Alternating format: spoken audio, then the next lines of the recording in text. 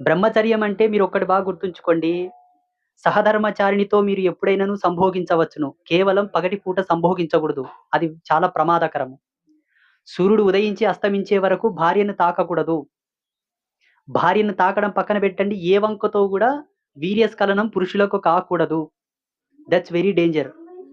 పవిత్రమైన తిథుల్లో, పవిత్రమైనటువంటి పుణ్య కార్యాలు చేసేటప్పుడు, పూజలు, వ్రతాలు, నోములు చేసేటప్పుడు గూడా బ్రహ్మచర్య ధర్మాన్ని పాటించాలి. ఎందుకంటే, ఆ దినము యొక్క పవిత్రతను నువ్వు కాపాడితే, ముందల దినంని నీకు మంచిగా జేస్తది.